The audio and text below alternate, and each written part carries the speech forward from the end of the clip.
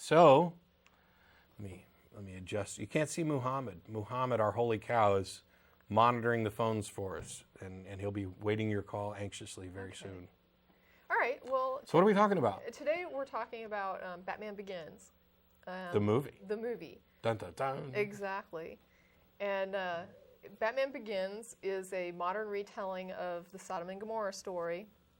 And so before we get going talking about the film script, I want to talk a little bit about Sodom and Gomorrah because not everybody who contacts us is familiar with their Bible or familiar with Bible stories. So I want to make sure that people understand the Bible story so that when we get into the film, they have an idea of how it parallels.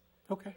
So basically the story of Sodom and Gomorrah is that God goes down to visit Abraham with a couple of angels, and this is in, if anybody wants to go look it up, it's Genesis 18, 20 to 33 is where the story plays out. God goes and he's been visiting with Abraham along with a couple of angels that he brought with him, and he decides at some point, there's something I probably should tell Abraham. And he asks the angels, should I hide from Abraham what I am about to do? And Abraham will surely... Anyway, he ends up explaining to Abraham that there was an outcry against Sodom and Gomorrah that's so great and their sin is so grievous that he's going to go down and see if what they've done is as bad as the outcry that reached him. And if not, he's going to know when he goes and checks it out. Yeah. Which, that in itself is kind of funny. Because there's a number of things right there at the beginning that make you wonder because you hear, in the various characteristics of God that people proclaim. One is, omniscience. So clearly he should know what's going on, shouldn't have to go down and check. Right. But why should he have to get approval from or inform Abraham? Well, just as an aside, I would like to mention that I'm currently reading the Iliad. Mm-hmm. And it's interesting because the gods are involved in the battle. You have all the Greek gods like Athena and Aphrodite and Ares and Apollo are all involved in this battle. And there are times when they have to go and figure something out or they have to go and find out something or they want to find out something. And so it's very similar. It's not unusual for historically for a god to not know everything. Really, it's just a super powerful idea of a super powerful being, mainly an immortal being. Right. It's something that's glommed on. It's not like anywhere in the Bible the word omniscience is even mentioned. Except it does say, I know when every sparrow falls, I knew you before you were born. I mean, there's all these little hints that. So you kind of interpolate from what's written in there that then God knows everything. If he knew me before I was born and knew the number of hairs on my head, clearly he knows everything. There is certainly the implication there from some of the Bible writers. But then there's other Bible writers who, like this particular story, which I'm of the opinion that this story is written by somebody who enjoys a bawdy tale and that he follows up with Lot and his daughters. And I think that there's supposed to be an element of humor in this story, although that's not the way it's normally preached. When it goes on, Abraham hears that God is going to destroy Sodom and Gomorrah. Well, the problem with that is that Abraham has a nephew who's living down in Sodom. And so, of course, Abraham is very concerned. And I don't know how else to say it, but the scene that follows is an extremely stereotypical, almost offensively stereotypical Jew portrayal, where Abraham bargains with him. He's going to barter. And it's like, he plays on God's pride, and he says, he says, let's see, Abraham approached him and said, will you sweep away the righteous with the wicked? What if there are 50 righteous people in the city? Will you really sweep it away and not spare the place for the sake of 50 righteous people in it? Far be it from you to do such a thing, to kill the righteous with the wicked, treating the righteous and the wicked alike. Far be it from you. Will not the judge of all the earth do right? So in other words, he's basically saying Matt, I know your character, and you would never do such a thing. You're... Clearly you wouldn't want to throw the baby out with the bathwater. The city can't be that bad. So he's playing here on sort of aren't you the God who's righteous and just, and surely you would not do such a thing. And really it's, his polite way of saying, don't do this. And so then God says, yes, if I find 50 righteous people, because you're asking me, I would spare the city. So Abraham now, in the stereotypical Jewish fashion, says, well, now, since I've been so bold as to speak to you this way, basically, since I brought it up and since I spoke already, I'm not, I know I'm nothing but dust and ashes, but since we're having this conversation, what if the number of righteous people is 5 less than 50? Will you still destroy the whole city? And God says, well, if there's 45, I'll still save the city. Well, this goes on for quite a while, where he's bartering him down. I'm not going to use the term.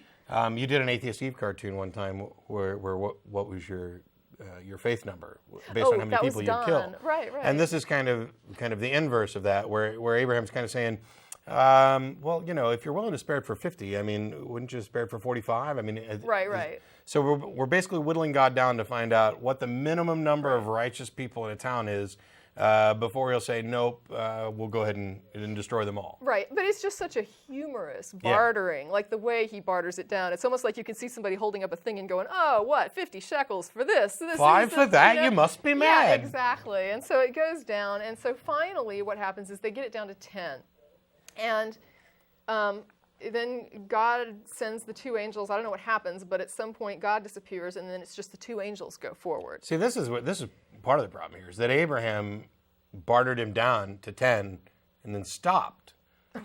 Whereas if I was doing it, I'd keep going until we got down to 1. Well, then there's Lot, so then it's saved. Well, yeah. I mean, that would be the whole point. Right, so it's okay to kill the 10 righteous people. I mean, of course, I'm guessing all the infants would be... Yeah, I mean, we're talking about somebody who supposedly drowned the whole world except for 8 people, so, what's the Anyway, the 2 angels go down to Sodom, and they go and get Lot, and it turns out that, I'm guessing that they couldn't find the 10 righteous people, or you never really see how that plays out. I mean, I don't think there's ever a point where God says, I couldn't find the 10 righteous people. It just says that the 2 angels go down to Sodom and Gomorrah, and they go into Lot's house, and they tell him that, let's see. Well, that's when the people come. Like, so all the men of the city come. Yeah. And that's kind of a bawdy little scene where, apparently all the people, I can see the storyteller just telling this and everybody's drunk and cracking up, but it's like, okay, and so then all the men of the city come out and they are surrounding the house and they are telling Lot, bring out these 2 men that came to visit so that we can have sex with them. So all the men of the city apparently have decided they want to have sex with these 2 guys, and that's the motivation. Lot goes outside to meet him, and he says, oh, don't abuse my guests. I've got a couple of virgin daughters that you can have instead. How about that? So they turn him down. Anyway, I'm not going to spend too much time. The point isn't really Sodom and Gomorrah, but they go and they get Lot, and they say, we're taking you out of the city. The city is marked for destruction. And Lot, is just like, well, they don't believe him. Lot is the only righteous person in the whole, the only person worth saving. Him, his daughters, and his wife is killed on the way out. Well, evidently, I'm not so convinced that, maybe the daughters and the wife were part of a package deal. They weren't particularly righteous, but Lot was, so they got to come along. The daughters, betrothed, were invited to come along, but because they didn't believe, the angels just said, come on, and they end up grabbing the people and just dragging them out. So it doesn't even come that they, convince them or anything. The angels just grab them by the hand and yank them out and drag them out. So wait, his virgin betrothed daughters is who he offered up to the crowd. Correct. Sweet. Yeah. And so anyway... He's truly a righteous man, though. I mean, the best example of the most righteous man in Sodom is a guy who's willing to offer his daughters up to a crowd.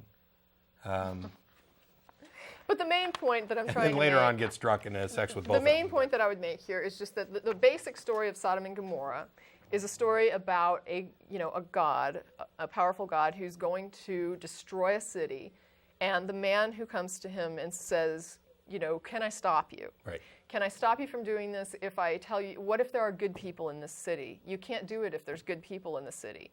And the god basically says, if there's a lot of good people, I wouldn't do it. If there's not that many, I'm still going to do it. The city is so overwhelmed with corruption that the balance of good to evil is really not the point. There's just, I need to destroy the corruption, and if it takes down the good with the bad, everybody dies. End of story. So then we get to Batman Begins.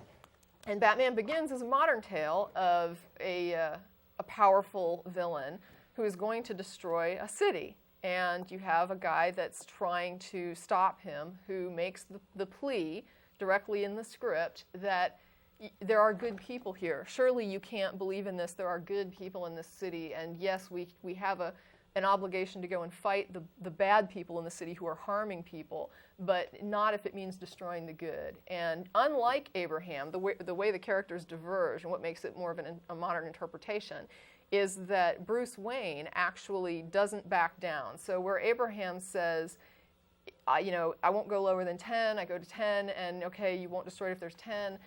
Bruce Wayne basically is just like, as long as there's good people in that city, I will stand between you and destroying that city.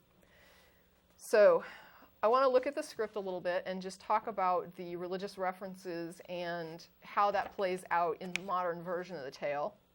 And the first line that I highlighted is where he's, just a quick synopsis. Bruce Wayne, when he's little, he falls down a well, he breaks his arm, and there's it sort of intersperses with a more modern tale of his life, and then there's like flashbacks to his childhood. But the movie starts in a flashback where he's a child. He's fallen down a well and he's broken his arm. And then it goes into a modern scene, and he's in a Tibetan prison. And there's these abusive guys who are out to get him in the jail. And they make a habit of attacking him frequently, but apparently he's managed to stay alive, and he's beaten them up to this point. And it's breakfast time, and he gets approached by one of the abusive inmates who says, "You are in hell, little man, and I am the devil." And Bruce Wayne responds, "You're not the devil, you're practice." Well, this foreshadows the upcoming battle where he's going to actually have to fight against the main villain, who is Ra's al Ghul. And what's interesting about this foreshadowing, okay, that when you practice, you're practicing for something. You don't just practice. You practice usually for something that you're going to do. If you want to ski, or if you're a competitive skier, you will practice for that event. And that's what's happening in this film. He's fighting evil, and he wants to eventually fight evil on a grander scale. So he's taking these guys on in this prison where he's gotten himself arrested and thrown into this prison in order to learn about criminals, in order to fight with criminals, in order to sort of hone his skills to make him able to understand crime and how he can defeat crime. And the battle that's upcoming is interesting because Ra's is actually the villain who wants to destroy the city. So in the tale, Batman Begins, Ra's al Ghul is actually placed as Yahweh in the biblical Sodom and Gomorrah story. He's the one that is threatening to destroy the city. And what you've got is Bruce Wayne saying, "You're not the devil, you're practice," which is a weird implication that says that you're not the devil, your practice, implication being your practice for when I have to really fight the devil. And that would slot Ra's al Ghul as both the devil and God. And so you've got this idea that he's the character that's going to destroy the city, and at the same time he's this evil entity. He's like the complete evil. And that's not the only time that's ever been done. There was a Star Trek episode, like a classic Star Trek episode on one of the classic shows, where they actually have people on a planet who are worshiping a deity who is portrayed as a cavern with a serpent head, so that their god is actually the serpent, and they're in a utopian society where this computer that's behind this serpent head in the cave is making everything perfect. So you have even in there the idea of a god and Eden, and it's transposed against the serpent in the garden, where you've got God as the serpent. And so the idea of combining the God image with the Satan image is not unique to this film, I guess is what I'm saying. But it is a motif. There's twists on that, even with a number of different religions and older beliefs that have kind of fallen by the wayside. The Catholic Church, the organized church, burned a lot of the books of these people. Gnostics used to hold that when you listen to the story of the Garden of Eden, that the Satan is actually the serpent is actually the good one. Because God does the lying, and the serpent tells the truth. God says, don't eat of this fruit because on the day you eat it, you'll die. And the serpent says, he's full of crap. He doesn't want you to eat it because he knows it's going to give you knowledge and make you, equal to him in the knowledge arena. And so what happens? They eat it, they gain the knowledge, and then this God guy punishes them. So it's the serpent that's portrayed as at least the honest one out of it. Right. And then that gets spun in a number of other beliefs as, the kind of dualistic God that is both good and evil. Correct. And even if you read, you don't even have to. Oh, please. Okay, go ahead. You can call in if you want. If you think I'm mischaracterizing your God, that's fine. These are real beliefs that were prevalent throughout history. This dualistic God is one that you see all the time, and you've got Janus, the two-faced God. But it's the character. Even if you read the Bible, it doesn't say, "Oh, God is both good and evil," but yes, it does. And I think it's Isaiah where he says, "I, the Lord thy God, have created everything. I create the good, I create evil." And that's been reinterpreted in some newer translations as, I produce calamity. Okay, whatever. Still evil. The bigger thing is that when you look at it in the descriptions of God, it's a jealous God. Yet jealousy is something that we don't consider to be a good trait. It's an evil trait. Well, and that's the thing. Easy to anger. In Batman Begins, they hit on vengeance. Yeah. And basically saying that vengeance is not justice, and that you cannot be bringing down wrath for vengeance and in any way call that just. So there's that thing where you cannot be both vengeful and just. It's just not possible. Anyway, there's he defeats several bad guys in the prison, and he's approached by a man in his solitary cell who's named Ducard. And Ducard says, "I speak for Ra's al Ghul, a man greatly feared by the criminal underworld, a man who can offer you a path." And where have you heard that before? You're lost and you need direction, and I work for a man who can offer you that path.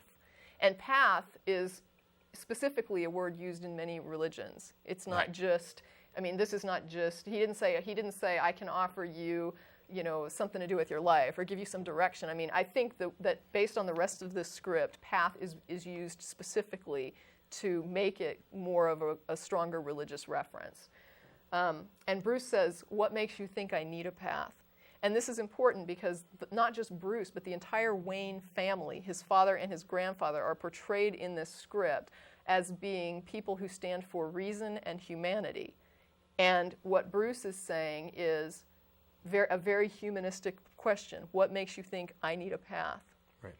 And Ducard's response includes, "You have become truly lost," which, again, that's such a strong parallel. The verbiage used is so strongly associated with religion that I can't help but think that this is intentional.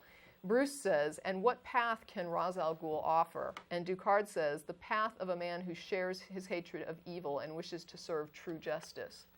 So in other words, I'm offering you a path of righteousness, of a way to, somebody that doesn't like evil, that does like justice. Okay, he's not evil, he's good, and I can offer you this. And it's just that black and white split. And Bruce says, "You're a vigilante." And Ducard says, No. If you make yourself more than just a man," and again, I think this references the idea of God. You make because they say this several times in the film. Sure. You need to be more than a man in order to do this. If you make yourself more than just a man, if you devote yourself to an ideal, and if they can't stop you, then you become something else entirely. And Bruce says, "Which is?" And Ducard says, "Legend, Mr. Wayne." Now, legend is a little ambiguous because legend doesn't imply false. There are some things that are legendary that are true. And there are some things that are legend that are not true. So legend itself is not a reflection of becoming something deceptive or becoming something, real. It's just the idea of you have become greater than just a normal person. So at this point, we just have that idea. And this is the first reference in here to becoming more than a man. And it's a god in this case. And he equates gods with legends. So then they keep having their conversation, and Ducard asks him, "What are you seeking?" Or Bruce ends up at Ra's al Ghul's compound. Once he's released, the guy tells him how to find the compound and gives him some instructions. And Bruce Wayne follows the instructions, and he goes to the compound, which is in a Tibetan like a very monastic setting, which again, you've got this very religious setting. And Bruce Wayne gets there, and he's tired, and Ducard says, "What are you seeking?" And he's translating for Ra's al Ghul, who is the main villain of the film, but currently you don't know that. Right now he's portraying himself as someone who loves true justice and someone who wants to serve justice, and he can help Bruce Wayne fight evil, and so Bruce Wayne has come to him with that understanding. And Bruce says, "I seek the means to fight injustice, to turn fear against those who prey on the fearful." And before I go on, I just want to say that fear is mentioned about 30 times in this film. Fear is a huge motif. The idea of dealing with fear, coping with fear, overcoming fear, how fear is bad, fear is paralyzing, it clouds your judgment, and we'll be getting to that too. So anyway, this is another foreshadowing of Batman's fight with Ra's al Ghul, because he says he wants to fight injustice and turn fear against those who prey on the fearful. And later we'll see that Ra's al Ghul is perhaps preys on the fearful to an extent that no one else does, even creating fear so that he can prey on it. Here's another foreshadowing of Batman's fight with Ra's. He equates those who prey on the fearful, which ultimately is Ra's, who represents the icon of God in the story. But as we'll see, the idea of God in this movie is not something real at all. It's a label placed on smoke and mirrors used to try to frighten people into good behavior. So then the next reference I want to talk about in the movie is we go back to the scene where he's fallen down the well. He's broken his arm, he's a child, and his father is getting him out of the well. And he says to him, "And why do we fall?" He's telling his son, "Why do we fall? We fall so we can learn to pick ourselves back up." And this is a contrast to Raz's Messiah message of being able to save people from themselves. And we'll see more of that in a minute. But Raz is basically of the mindset that you are lost, you need a path, you need direction, I can save you, I can get you out of this dark state that you're in and give you direction and tell you what you need to do. Whereas Bruce's father is saying, we learn to fall so we can learn to pick ourselves back up. And that's, again, a very humanist message, that you have faith in yourself to be able to overcome things, to be of pick yourself back up, not that you need help in getting yourself back up.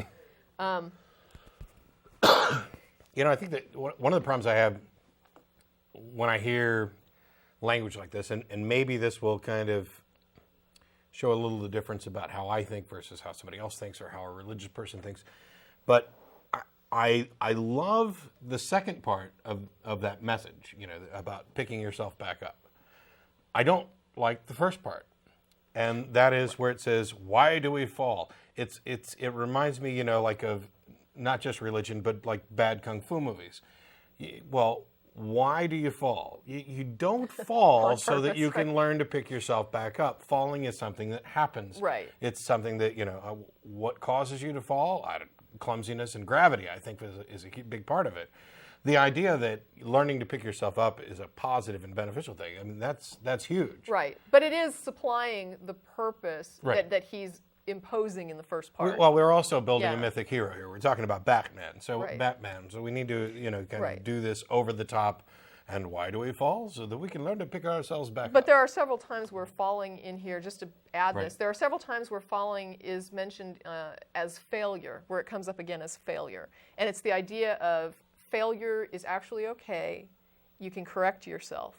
You can fix yourself. You can come back and be better. And that's his father's statement there. So we can learn to pick ourselves back up, or why do we fall, which implies the second part, continues through this. Even after his father is dead, when he's dazed, there are times when he remembers his father's voice saying, "Why do we fall?" And it's usually the times where he's at his lowest point, where he's almost defeated, and then he hears his father say, "Why do we fall?" And that's when he finds that inner strength and says, "I can do this." And that's a very humanist message, as opposed to the idea of Ra's al Ghul's message, which is, "I can right. pick you back up." But it's about they can pick themselves back up. The theme of the film is that people are redeemable and that they are perfectly capable of redeeming themselves without intervention. This idea, and specifically this quote from Thomas Wayne, is repeated several times throughout the film. Thomas Wayne comes in, his son is having a nightmare, and when he fell down the well, broke his arm, he was attacked by bats, or they flocked around him, and he interpreted that as being attacked. And his father, it scared the boy, and the boy has nightmares. His father says, "You know why they attacked you, don't you? They were afraid of you." So what I get from this is, in addition to the negative effect of paralyzing people and restricting them from taking reasonable action, fear can motivate proactive, volatile, harmful action. It is an unstable motivator because it overrides reason and rationality. At the same time, it drives behavior. This is one of the reasons that fearful people are easy to lead. They need only feel that this or that person can save them from the thing they fear, and they are willing to follow any instructions. The problem is, while they're following those instructions, they are volatile, and on some regards, while they're easy to lead, on a smaller level, they're hard to control, because a person who is scared is a volatile thing. You can't trust what they're going to do. You can know that they will go with you if they think you can save them, but at the same time, they're not thinking straight. So it's not a good state in which to trust the other person's judgment or to trust the other person while they're fearful.